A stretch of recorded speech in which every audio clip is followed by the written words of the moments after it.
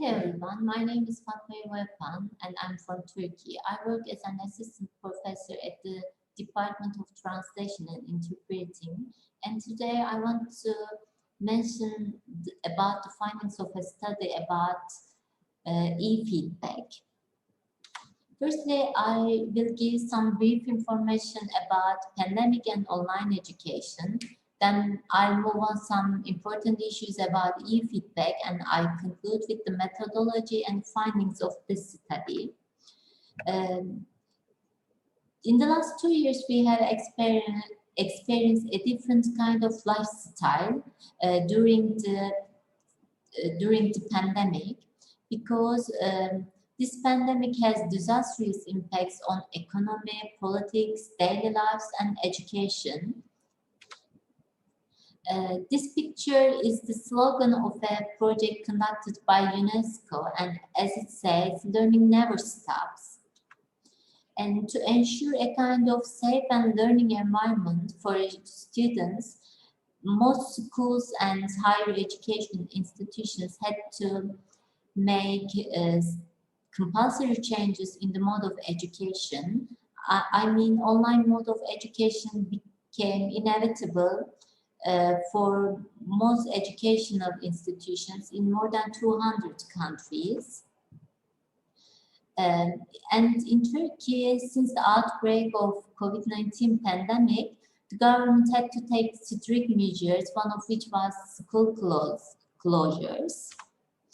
However, this compulsory switch to online education has led to some challenges, because the curriculum used in schools was largely rested on face-to-face learning, and also instructors and students did not receive enough training about how to use these online platforms. Finally, the lack of technological devices and the internet was another problem for the effective implementation of online courses. In fact, at the beginning of the 19th century, online learning became an alternative in language teaching due to the rapid growth of internet. And in addition to this rapid growth, the traditional mode of education that is rested on textbook could not meet the demands of this new technology. So English language teachers and instructors have committed themselves to use internet-based sources to facilitate their learning, to improve literacy skills, to motivate their students.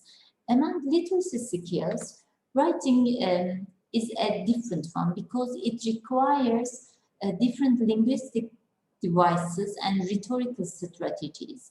And understanding the readers of the text makes writing process more ambiguous for the students, and the key to clear up this ambiguity is feedback. Generally, feedback refers to specific descriptions and suggestions with a particular student's work. However, to discriminate e-feedback from feedback, e-feedback is in digital, written form and transmitted via the web. There are many advantages of e-feedback for both students and teachers. Firstly, it enables teachers to clarify a basic concept that is misunderstood by a great majority of the students. In this way, teachers can keep track of their students' needs and requirements. And also for students, it creates a kind of active learning environment. And also sometimes students may feel uncomfortable and unconfident while ask and answering questions, and these online platforms may help them to be more comfortable while asking questions. However, there are also some challenges of e-feedback due to the lack of auditory and visual materials, and also the lack of body language may delimit students' understanding about the correction of their written products. When we look at the literature, we can come up with some studies which examines the perceptions of students about online feedback. However, teaching and learning strategies have changed all around the world during the pandemic, so it becomes essential to examine all aspects of this compulsory online mode of learning, one of which is e-feedback. And of the central concern of this study is to examine students' perceptions about e-feedback they received in their writing classes. Now let me explain the research context of this study.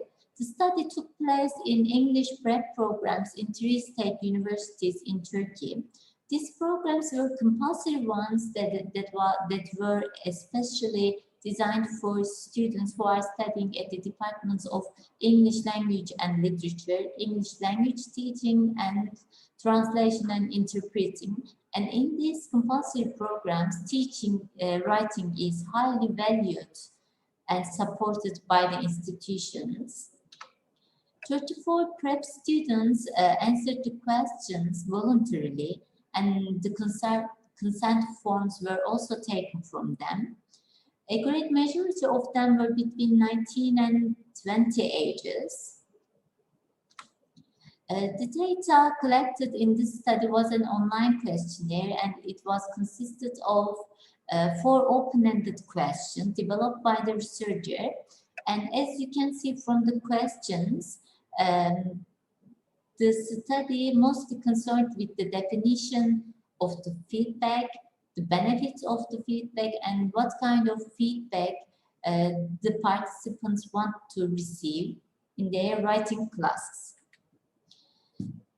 The participants answered the questionnaire online, and the coordinators of the English prep programs were kindly asked to send the questionnaire to their students and via the email or the WhatsApp group, and the data were collected over a period of 2 months.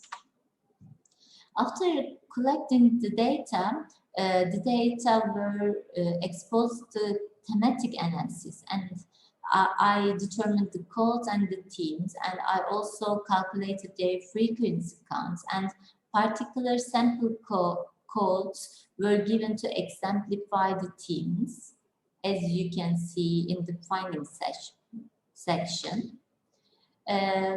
Firstly, let's see the definition of good e-feedback by the participants. Looking at the table, you can see that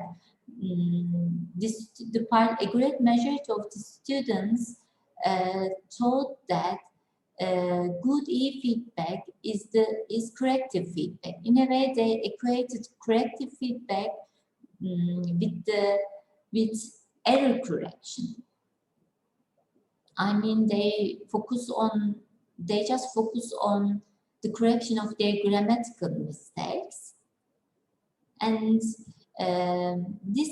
their mental definition of e-feedback also colors the view of benefits of feedback by the participants. Looking at the table, we can see 4 emerged themes about the benefits of good e-feedback, and the most frequent ones were about the correction of grammatical mistakes. And thinking about their level, it might not be surprising that these students want to improve their writing skills through e-feedback supplied by their teachers. However, such kind of feedback is limited to improvements of subsequent drafts. I mean, they may not contribute to longer term in their writing developments, as Hayden claims.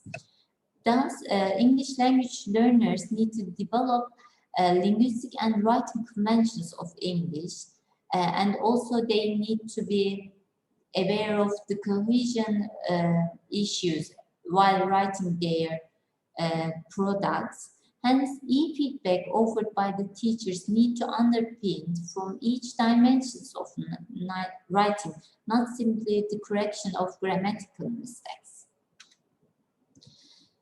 When asked about the kind of feedback they receive, all of the students accepted that they received guidance from their teachers.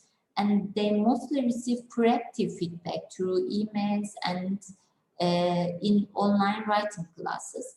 And from this feedback, we acquired the idea that for the participant, writing is a set of grammatically correct sentences. And as for their preferences of e-feedback, a great majority of the students were satisfied with the existing type of feedback. And also, some of them want to see the weaknesses and strength of their writings. And 5 of them explained that they need more detailed guidance with some checklists. And 4 of them wanted to receive oral feedback. To conclude, the participants of the present study were mostly exposed to corrective feedback, and this exposure to grammatical and focus on grammatical and lexical mistake on writing products created a kind of misunderstanding about e-feedback. In fact, e-feedback has also some cognitive dimensions. It is it's a kind of cognitive process, and simply, I might say they develop a kind of limited understanding of e-feedback. They just focus on correcting grammatical mistakes. In fact, e-feedback has 3 layers. It is not simply the end product. It is an interactive process between teachers and students, and also the students must actively engage in the process. It is also an internal process that is dependent on students' motivation. Here, the main question is how teachers should act. Should they be evaluators or facilitators? I think writing teachers should involve in the writing process as a facilitator. They should provide a sample text, detailed explanations. One of the advantage of online platforms is the various and unlimited number of materials that can be uploaded to the system. So teachers may easily upload numerous materials on online systems for their students. In addition to these materials, they can use ICT platforms such as forums, blogs, and chat platforms. In this way, they can provide oral feedback to their students, and this kind of feedback may be more interactive. And also, such platforms have a lot of benefits. They, for the immediate correction of the mistakes, for the long-term retention of writing process, and also they are creative tools for creative collaboration. Students can collaborate with their teachers, with their classmates easily through these programs. And I want to conclude with the limitation of this study, one of which was the number of the participants engaged in the study, and also the lack of triangulation, data triangulation might be a problem. However, at the beginning of this study, students were informed about the focus group interview through Zoom, but no students would agree to participate in the interview voluntarily. Thank you for making time with me today.